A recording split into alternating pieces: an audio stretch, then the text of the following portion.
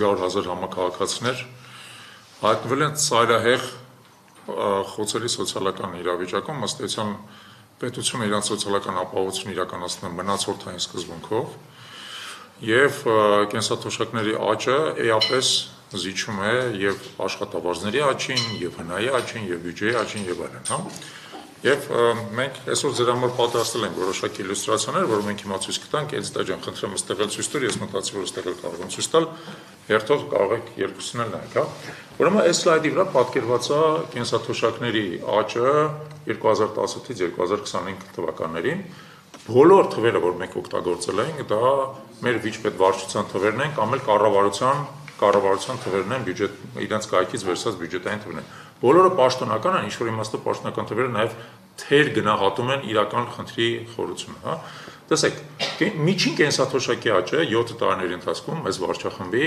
եղել է 22%։ Այն դեպքում, երբ որ նույնիսկ պաշտոնական վիճակագրությամբ գնաճը այդ նույն ժամանակաշրջանում եղել է 26%։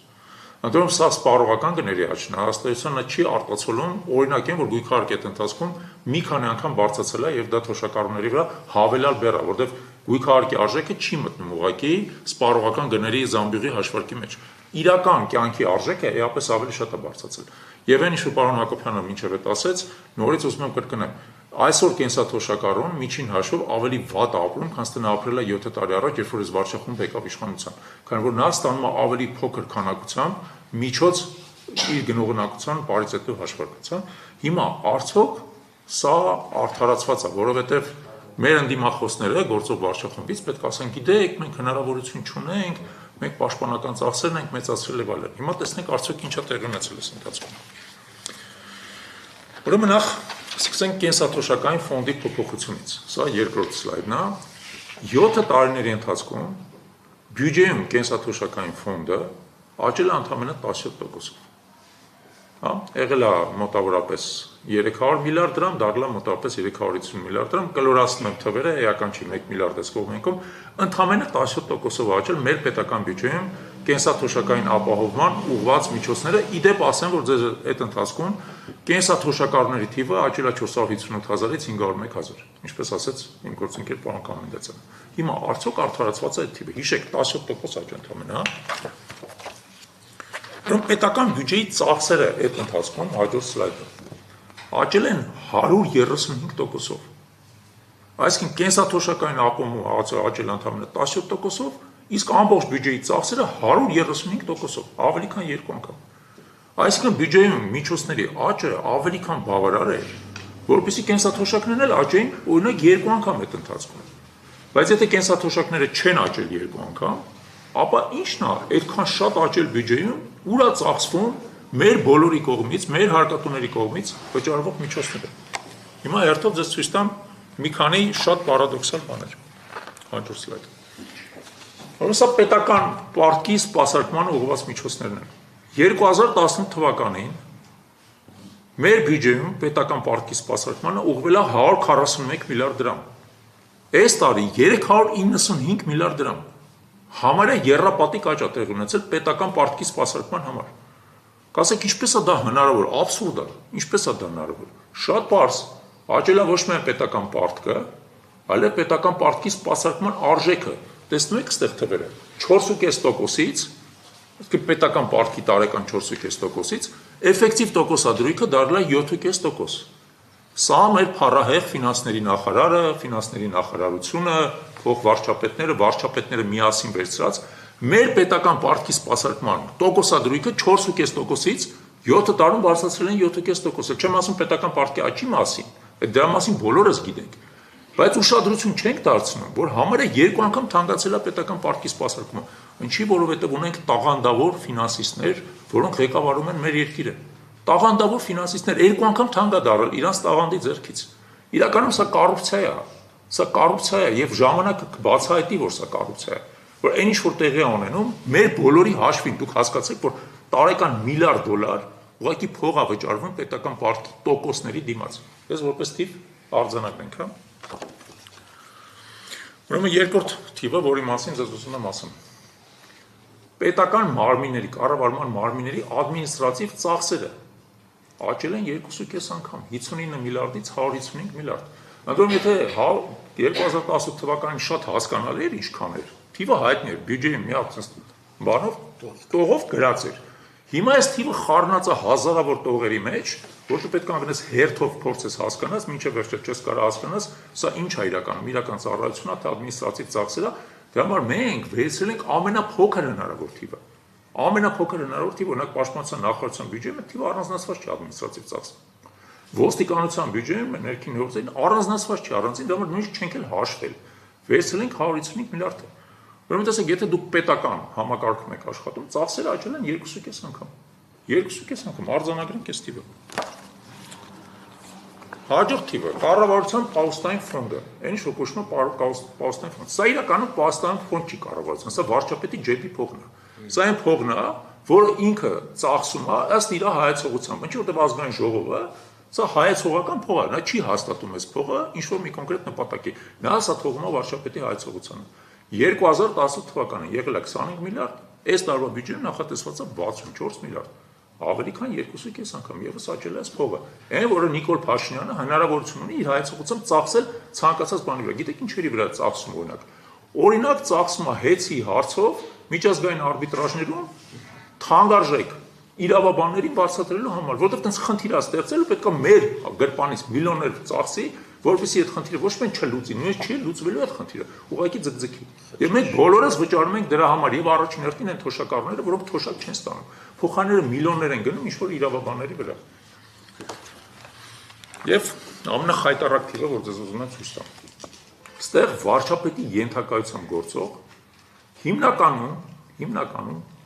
ներքին ռեպրեսիվ մեքենայի վրա ծախսերն են։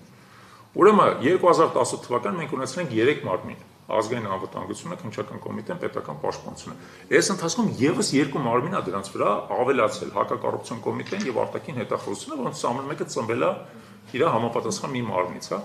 Ծախսերը աճել են ավելի քան 3 անգամ։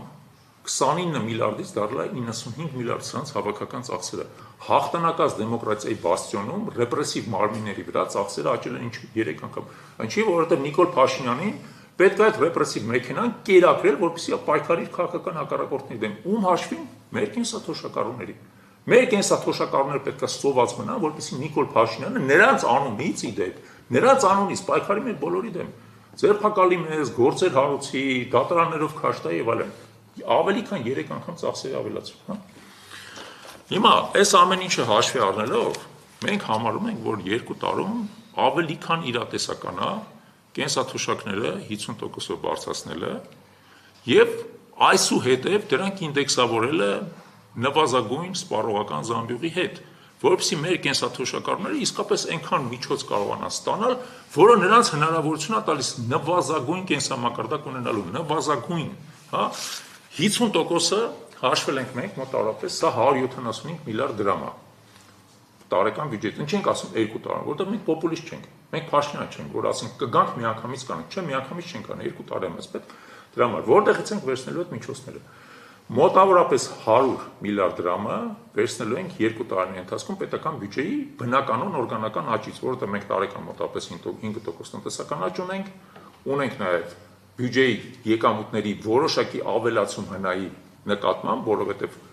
հավաքելիությունը աստիճանաբար բարձրանում է, եւ մենք գնահատում ենք, որ 2 տարիների ընթացքում այդ պետական բյուջեն կավելանա առնվազն եւս 500 միլիարդ դրամով։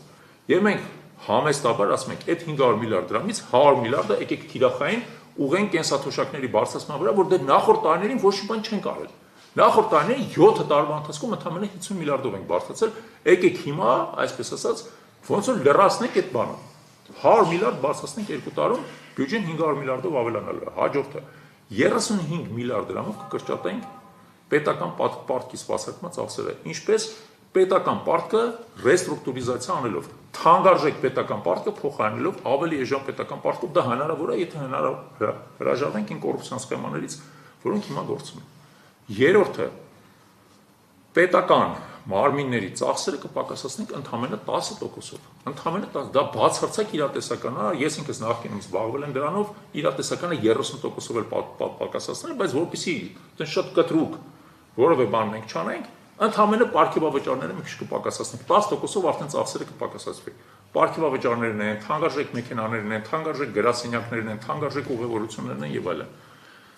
Ռեպրեսիվ մեկ մարմինները, սա կառավարման մարմիններն են, ռեպրեսիվ մարմինները եւս 10% դրանց ծախսերը, որը ակնհայտ է, որ դրանք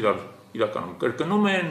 նույն խնդիրը լուծվում է եւ ԱԱՑ-ում եւ ասենք քննչական կոմիտեում եւ այլն հանգիստ կարելի է 10% պակասացնել։ Եվ վերջապես 10%-ով, չէ, 20%-ով էլ կպակասացնենք վարչապետի պահոստային ֆոնդը։ Կպակասացնենք վարչապետի պահոստային ֆոնդը միասին վերցրած, սա տալիս է այն 175 միլիարդ դրամը, որը մեզ հնարավորություն կտա մեր կենսաթոշակները միջին հաշվով 50%-ով բարձրացնել եւ դրանից հետո նորից ուզում եմ կրկնել, մշտապես ամեն տարի ինդեքսավորել նվազագույն սպառողական զամբյուղի հետ, որովհետեւ մենք իրենց ապահովենք նվազագույն կենսաթոշակ եւ նվազագույն կենսակերպ։ Հիմա ինչ ենք մենք սա հետ կապված անելու։ Հաջորդ շաբաթվանից սկսած մենք օգտվելով հանրագրերի մասին օրենքից Հայաստանի Հանրապետության կսկսենք ստորագրահավաք հանրագրի տակ, որով մենք կդիմենք այս գործող իշխանություններին, պահանջով 50%-ով բարձրացնել, կետ առաջին 50%-ով բարձրացնել կենսաթոշակները միջին եւ երկրորդ կետ այսուհետեւ դրանք մշտապես ինդեքսավորել նվազագույն սպառողական զամբյուղի հետ։ Եթե մեր հանրագրի անպատասխան մնա, իսկ այս իշխանության անպատասխանատվությունը հաշվի առնելով կարելի է ենթադրել մեծ հավանականությամբ, որ այդպես էլ կլինի,